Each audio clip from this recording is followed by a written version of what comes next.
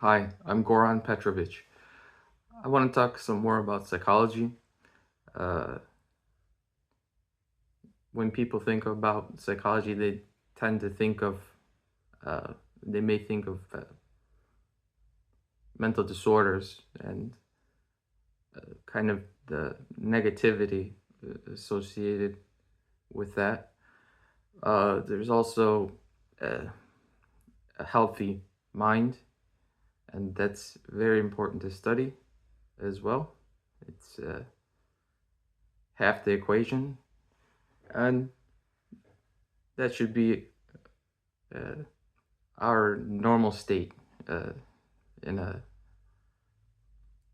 in a more of a positive psychology. But it's important to know both. And for all the uh, good traits out there, uh, good characteristics in psychology, there's a polar opposite uh, to the positive trait, which manifests itself in mental disorders. Uh, it's unclear whether these uh, negative, uh, chronic negative traits, whether they actually exist, whether they're real.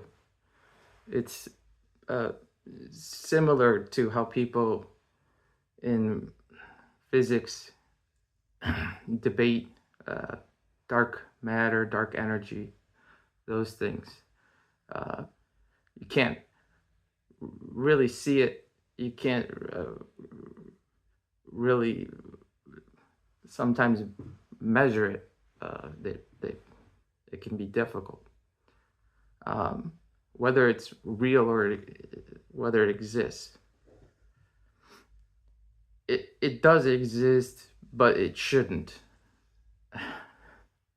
It's a kind of a strange way of seeing it. Um, so, how does a mental disorder? How does this happen?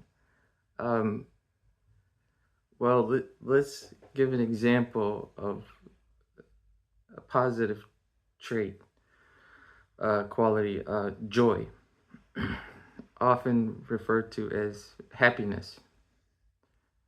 Now, when people have this, they uh, uh, have no problem expressing it and all. And then at some point, uh, they may become disassociated to that trait, and they'll get the opposite of joy, which is depression or sadness and despair or hopelessness or uh, lack of hope. Uh, this is just one mental disorder. This can be seen in a lot of uh, different positive traits, and they each have their corresponding negative trait. Um, so what's what's really interesting is the disassociation process that kind of splitting from the characteristic or a person's character of joy to sadness. It pretty much, when it does happen, it's instantaneously. uh, you might not even know it happened for 10 minutes if you're not aware of what's happened. Same thing with when you reassociate to the positive characteristics, when you go from having basically internalized depression to reassociated and gaining joy and happiness back. And it's quite an interesting process. It's a very it's a microcosm of a lot of things, and it's kind of akin to splitting of the atom, which makes a nuclear explosion and light in some circumstances. I think it could be other things as well when they split things, but in physics. But there's a lot going on in that process. Just as the physicists who constructed that device and operation, they have to know all the processes to create the situation for that to occur, and it's very complex. So that's something worth studying and investigating. People investigating that scenario and topic. So psychology is very interesting. There's many different things to study from the observable. Someone has depression, and some people may be able to observe that, and some people may not.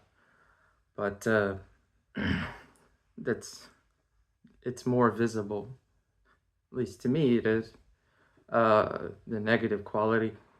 And so you can study the minutia as well as the whole disassociation process, which really it is studied. Put it that way, and it's of interest to people. The way I look at psychology is that the positive traits are it's highly neglected in the psychology field, psychiatry field. They'll just look at a mental disorder and give them some pills and goodbye. Where's my dollar bill? The doctor will say, and other people. So it's the positive traits really is important to understanding humanity, and the whole variety of positive traits, characteristics, qualities that define a person and that can be and have been disassociated in people at times and throughout history, and it's happens all the time, unfortunately. It's important to study the positive traits because these really need to be decoded. The psychology really needs to be decoded and put out into the open about what makes up a healthy mind, and not generally speaking, oh, love is important, hope, faith, so on and so forth, humility, joy, compassion. This really needs to be um,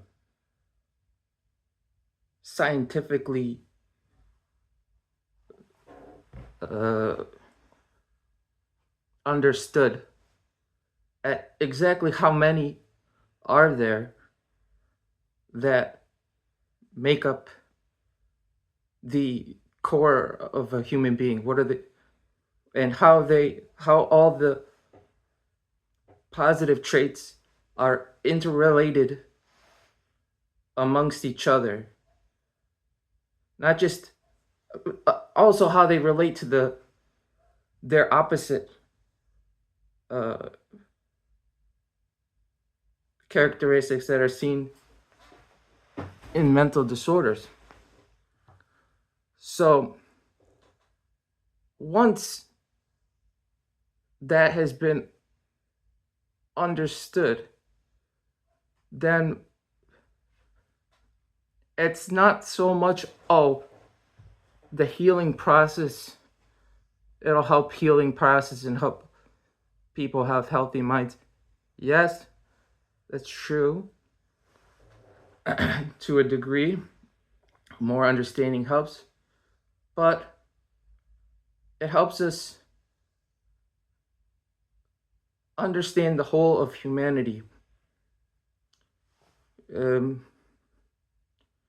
the way I look at it, it's like understanding chemistry in the periodic table of elements. There's, so many uh, elements in the universe, and this was really important into building and creating other things, other useful things, by unlocking that knowledge. Uh, so I view it as a as a science, among other things. It's philosophy, spirituality, and all, but it's a it's something that can be confined uh, to a sheet of paper, more or less. Obviously, there's more to the periodic, like the periodic table. It's a sheet of paper, but it can be further elaborated. And unfortunately, that doesn't exist in the psychiatry field, and they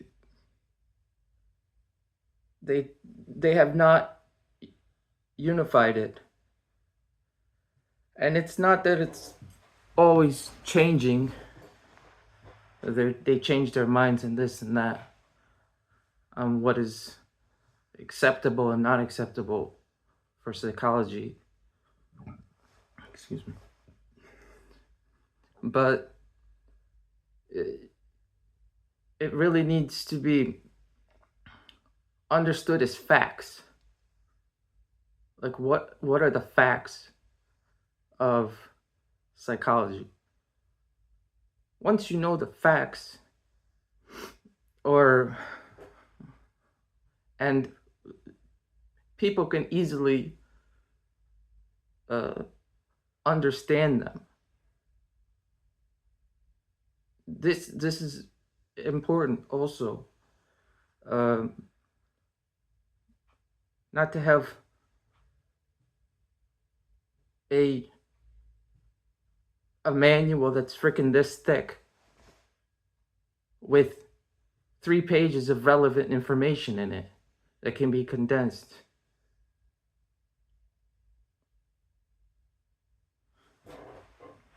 Which is DSM 5, whatever. So just this is what I'm trying to do. I'm trying to figure out, I'm trying to gather all the positive traits that make up a human. But it's more through a process of reverse engineering, by knowing the negative traits that are seen in mental disorders. This is my process.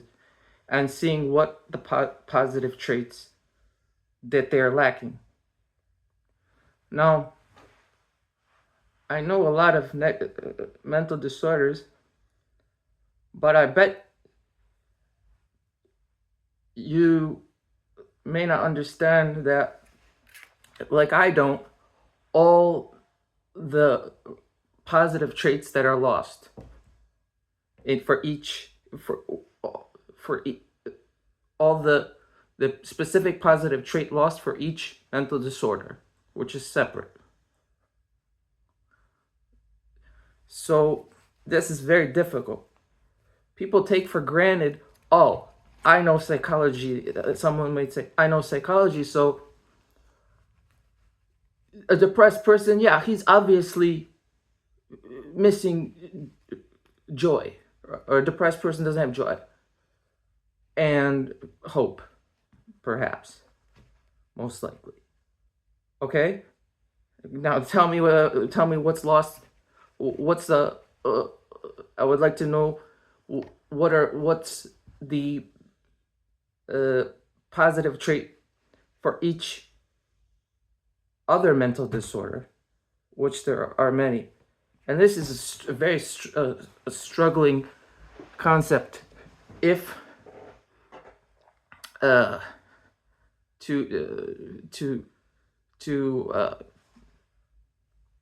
grapple with, to put the pieces together. It's not as easy as it looks. Depressed people openly tell you, I don't have joy, because they're just freaking, they're honest.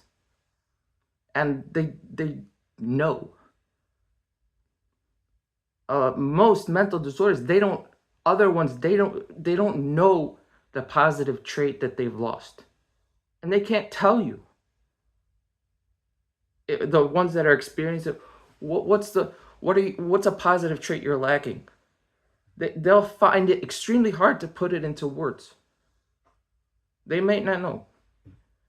And it's very difficult for me to see that person and try to understand what exactly is the positive trait missing. I know some, but that's where I am currently studying. What are all the positive traits?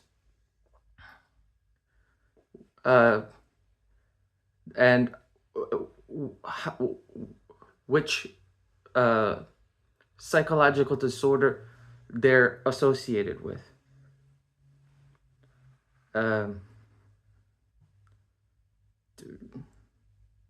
So, for example, there's a psychological disorder that's not, it is currently, to a degree, listed as a psychological disorder of recently, which is workaholism. For those who might not know, that is 100% a main psychological disorder. It's one of Maine isn't like around 30 or so. And what is if I just trying to think about it, what is the positive trait that's lost? If you're following how I think about this, I I I don't know. I'm trying to understand. I'm trying to figure it out. I might. Uh, that's a interesting topic. Uh, but really, I have to have that information to complete my understanding of psychology, because it's kind of a roadblock of mine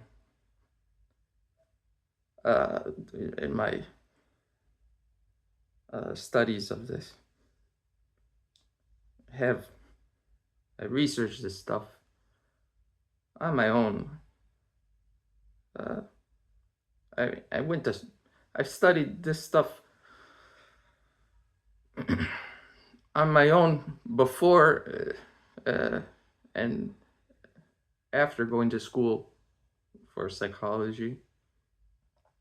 But uh, really, psychology can only tell you uh, by reading um books and uh, textbooks and things like only so much uh, before you have to figure it out on your own, or kind of I have to trying to research it on my own.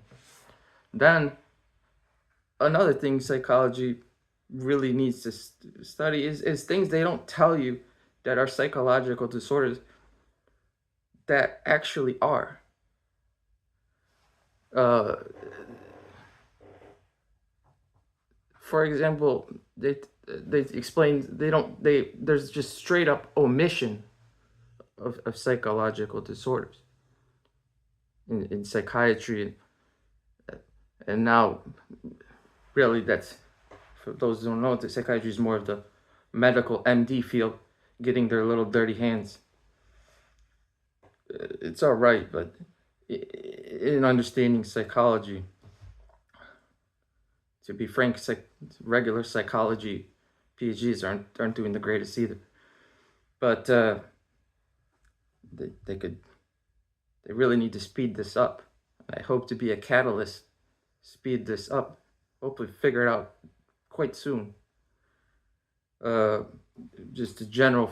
I need this more for a general framework of psychology, because this is fundamental to psychology, like building blocks. So, an example of a psychological disorder that you won't even pretty much see at all in the DSM, which is the Diagnostic Statistics Manual of the Psychiatry Association of Psychology. So one is, and it's been missing since its beginning, is greed. Now, everybody knows common sense. Everybody knows it's this is a kind of a mental disorder, and some people are actually greedy, like as a chronic main condition of that person, which is fine. I'm not really criticizing them per se. It's just completely omitted worldwide. In the, as far as I know, in the psychiatry manual, psychology manual of the UN and other countries, that really is a disorder, and it has also a when someone has greed, they have a loss of a positive trait as well, a different positive trait, which currently I presume is compassion, but still working on the finalizing things. Things are always changing, but in my view, but yeah, and another one that's completely. This one is completely. Well, just to be clear, In the for greed, they do say the closest they come to in the DSM for greed is uh compulsive shopping. Are you effing serious? Excuse me, language. Like, are you serious? Compulsive shopping? That was recently put in. Generally, mental disorder, it's harmful on humanity, and it's in general, and it's harmful for that person. Wolf of Wall Street, anyone? Or Wall Street, the original? Good movie. Another one that's completely missing is this one is completely missing is pride, arrogance. Now, all these negative traits are okay for people to experience in a very minor amount throughout life and daily to a degree. It's when it becomes chronic and all consuming and they've been completely disassociated to their positive trait. So pride is, I call it pride, but it's really arrogance. Pride, having self-worth, is good. That kind of pride. Pride is an arrogance. This is a bit more problematic. There are millions and millions of people on planet, no, billions on planet who have this condition that develops during as many people who have depression have an arrogance problem. And my problem with that is, if these are mental disorders, which I view them, they are, why are they only putting so-called depressed people, crazy, they call them, into mental disorder, into mental institutions, and so-called giving them pills? These are all mental disorders. They should all be in a mental hospital, but they shouldn't, according to that standard, which I don't believe in. But just as there's no pill, in my view, currently, to get rid of someone's arrogance problem or chronic. I mean, most of you, if I'm talking to you, you don't have it. Those who have it know they have it. Most of you don't have. There's no pill for that. Like, oh, take a pill. You will lose your arrogance currently, or hey, here's a pill. You'll lose your greed, and you'll have the positive trait, and you want. It's ridiculous. Oh, here's a pill, and you'll have joy for depression. It's a crock of shit.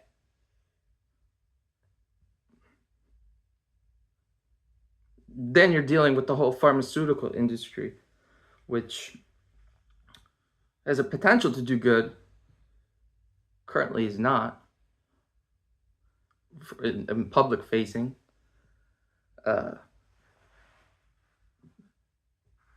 It would be nice if there's such a pill out there to do these things or assist in the reassociation process. But currently there isn't, as far as I know. And these are a few examples of and what is a person, going back to arrogance, what does a person, how do you know you have a person has an arrogance mental disorder or pride mental disorder? They have a loss of humility. They just, nobody ever loses it really completely. Like, a depressed person never is completely lack of joy. I mean, there's always some there, but it's pretty low. It's probably like at 30 it tops out around 30% of what a normal person. Uh, so there's some topics. So yeah, just there's things to study. Some things I just want to explain some topics I research on my own is a hobby. So hopefully I'll provide more of a wider view of all the mental disorders out there, and I mean, I could I could help you understand like who is an arrogant person. I don't know that. I could very easily give you examples of people you know, or at least celebrities, and of pretty much everything that to help it understand. But I don't really want to name names, even though they're celebrities. Kind of throw them under the bus. I mean, they're people too, you know, and they oftentimes know they have a problem, uh, but is a life condition, uh, mental. I call it mental disorder. I don't know. It's a it's something to that effect. It's a disorder, but they they find it difficult to regain their lost quality and get out of that. So a lot of times when someone develops a mental disorder at young, uh, their first mental disorder, it can be lifelong, and oftentimes it is. Yeah, in Christianity, in the Bible, Jesus said,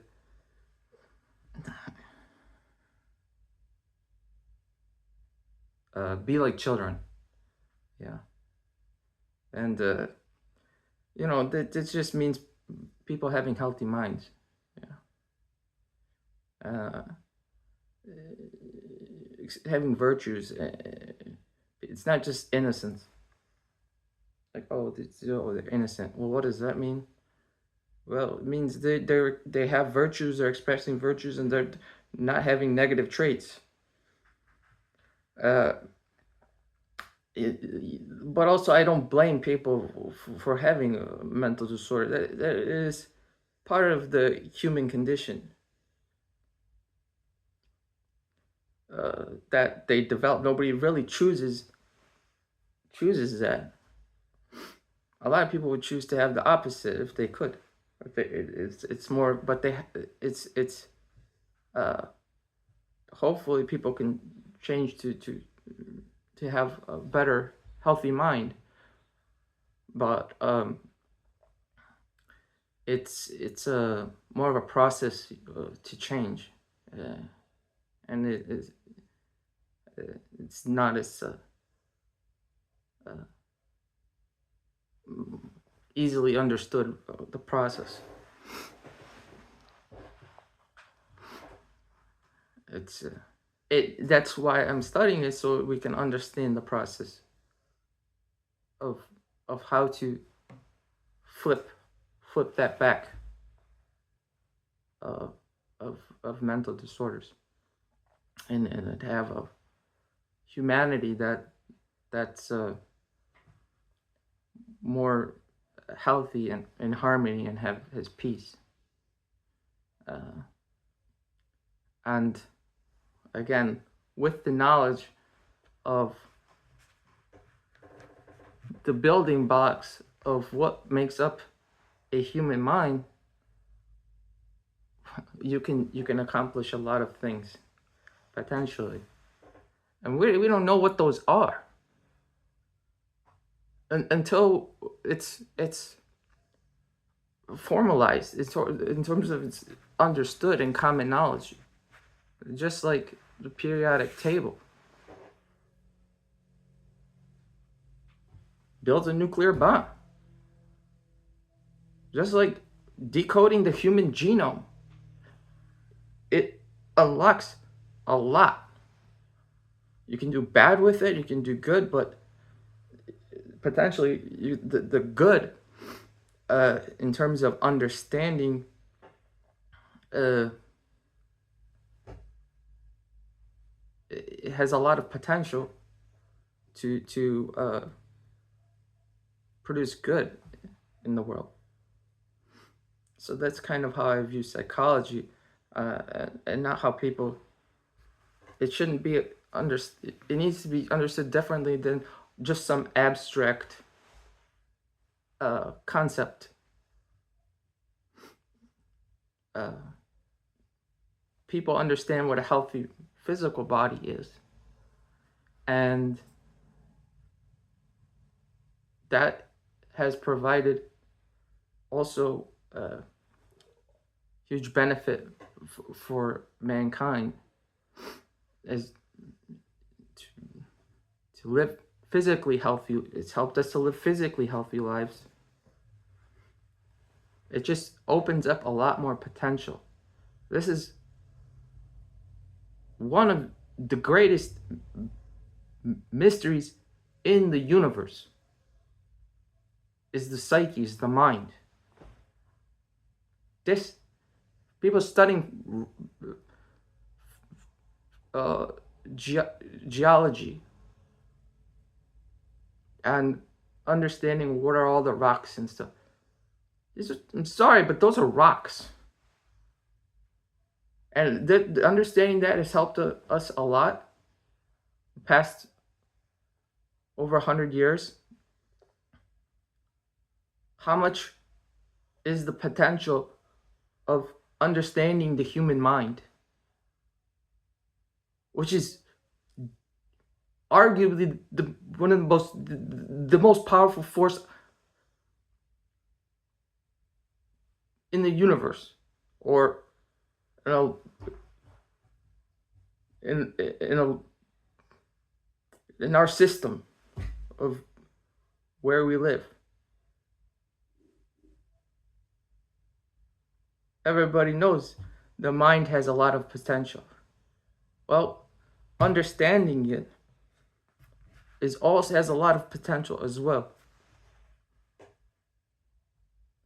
For everyday people, for scientists, for governments, for everyone. It's important for people that have good psychology to live, so we live in a harmony on earth. Mental disorders are preventing this harmony. Humanity living in harmony. And it's causes all the problems on planet Earth, in my view, like 99%. Others, 1% is natural causes. Natural events causes problems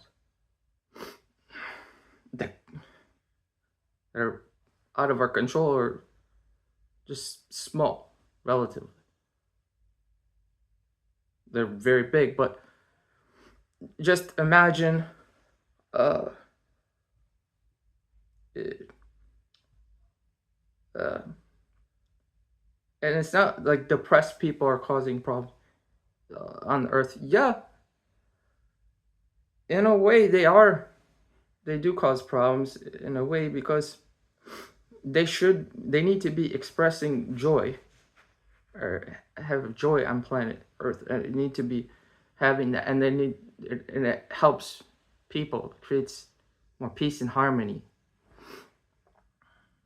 It there it's instead of sadness, hopelessness. Which, like I said, is that real? Is it art? Because that person, it's real, but it's debatable. Is it more or less fake? But it needs to be further described more in detail, which I can do, but to a degree, but it needs to be further analyzed. Yeah. There are, for example, in my view, there's a category which is really is also not in there. There's murderous people out there. That's nowhere to be found in the DSMV. People who have a propensity to kill people, things, murder. This is more of me just. It's more of me trying to understand the all the mental disorders out there. It's potentially true. Basically, these are cold-blooded hitmen out there. They,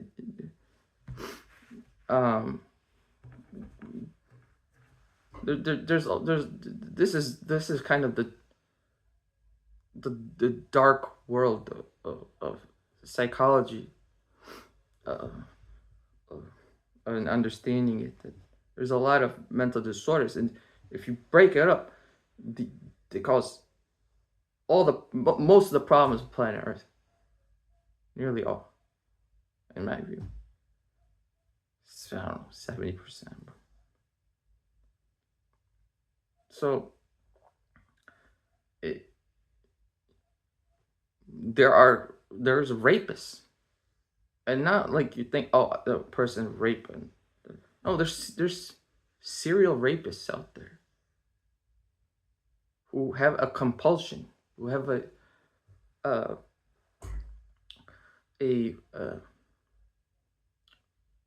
disorder from young. And no, it's not, you don't have it. Most likely you don't have it. It's not speaking to you. Like, they're just small amount. Like, but like, when you multiply it around the globe, around the Earth, divide the world population by 30, then that's how many you have. Now, it doesn't always get expressed. People don't act on it. There's laws and stuff. That's a different matter, and that can be studied. The legal system. Some mental disorders are not against the law. Some are, and some are completely omitted. This is a different subject a little bit about how the power, how does power view current power and authority view these topics, and how do they handle them. It's another thing to study, but yeah, there's just if all these people had switched, don't it's more insidious than it looks, because not only are these people, or people with mental disorder, they have a negative trait. It's they're not expressing their glorious, positive trait in its stead. So it's not like I lost peace, the quality of peace, someone, and they're like, therefore they're neutral. No, they have they get a negative trait, and it's manifested, on Earth. So it's really important that the world lives in this, goes more toward harmony, lives in a peaceful way, more harmonious life, more unification for civilization and for the world to grow. Uh, but going back to what I'm studying, it's very important to understand the building blocks. To get to that point, you need to know the basically the periodic table of psychology, and it should not, like psychology is, kind of does, be changing week to week. We need to know what are for sure definitive all the mental disorders and what their positive traits are that correlated to them that they've lost, so we can encourage the positive traits and heal people and more or less shift them back to a healthy mind. And it's also very important for people with children, because when people have 2-3 children, parents are not paying attention to mental disorders. Why? Because nobody educates them. School doesn't give a two shits. Excuse my language. They just care that you get the grades and show up. But parents should care and be more observant, but they need to be educated on what all the traits are, positive and negative, that are seen in people. It happens usually in pubescence, in adolescence, and children, and they're growing up, their brains developing, and one day they come home from school and they're different. There needs to be a way of firstly preventing the mental disorder from occurring in the first place through education of the children, or how it goes, and before it happens, and then if it happens, to spot it, so when the tools come, or that are somewhat available right now currently, to fix it as soon as it appears, not for them to live with it for 5 months or 5 years or the rest of their life. Because the parents should want, theoretically or in principle, because they care about, to have how they usually care for their physical body, to grow up and be healthy, eat right, but they also should care that they have good mental health. But I don't really blame them. They weren't trained when they were young to look out for this for themselves, and they're not educated, nor is the school system either. But really, it's the parents that should have the most care in that way. So this is important. So to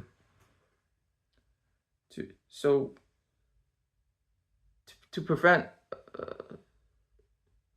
future young generations growing up, that they grow up and they go through, as they say, like middle school, terrible middle school.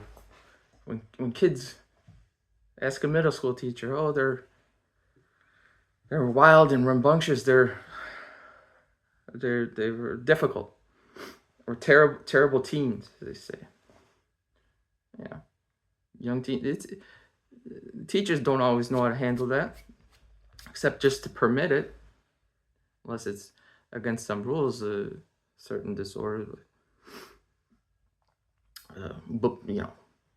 bullying, chronic. This person's beating up kids or something, which is not bullying. Is not a that term is not a disorder, but there's something related. Can get into another time, another day. But yeah, it's just it's important. We should care about the future, because if we have the next generation, you can have them healthy, growing up. It's a great blessing for mankind, for everyone.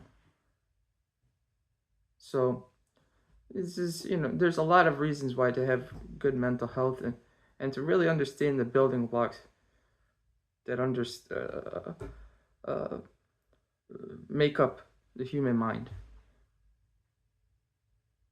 It will open up once it's understood. Then you can then you can draw all the interconnections, all the relationships between the positive characteristics, between the negative. You basically map this out, and it opens up the understanding of it opens up a lot of, in my view, potential benefit for humanity in ways we don't even know, or as the general public doesn't know,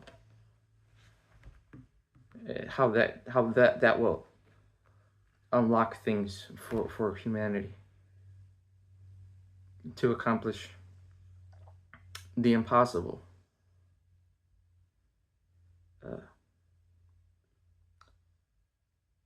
For some, I guess peace on earth. Well,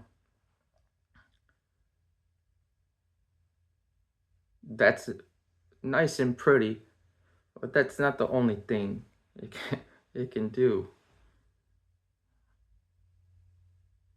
Uh, there's many things. Uh, in a way, create a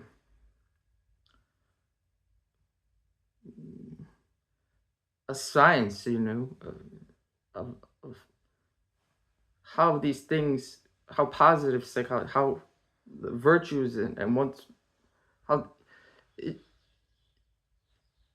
how they, in a way, be manipulated for the benefit. Uh, I don't know. In a way, I have a bird feeder. I put seeds out for the birds and water, and they drink it, and they drink the water and eat the food. There's nothing really wrong with that. It's just what it was all uh, unnatural. It was all artificial. It was manipulated to create another good. Birds love it. They're amazed by it.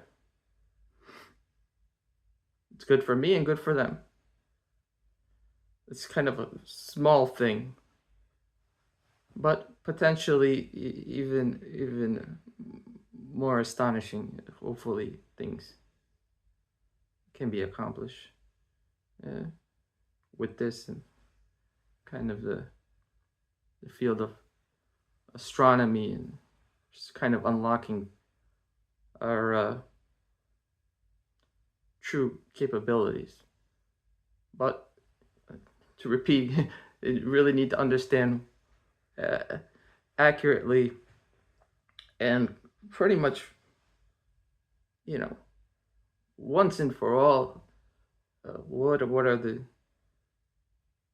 is the makeup of the brain, the psyche, not the physical brain to a degree, but like the mind, to some degree, the physical mind. But this all needs to be, the soul, but really, the soul is, this is how I understand the mind. soul is part of that, you know, the, the person's being, you know, the character of a person. So hopefully you got some knowledge about from this. It's a bit all over the place. I didn't really prepare much to talk about this today, but there's there's a lot of things I could talk about, but in the world of, because a lot of things are related to psychology. There's politics. Um, there's this and that, but I kind of just want to, for the moment, you know, I just want to focus on psychology and how that affects people, and really that's my specialty, and I view my purpose on Earth, uh, on this planet now. It's just to teach people about this, and you know, I do have, you know, spreadsheets and things I'm trying to understand and work out, and it's not easy, but it's fun for me. Yeah, fun. Yeah. So hopefully you got some benefit on this. So, all right. I'll talk to you later. Have a good day.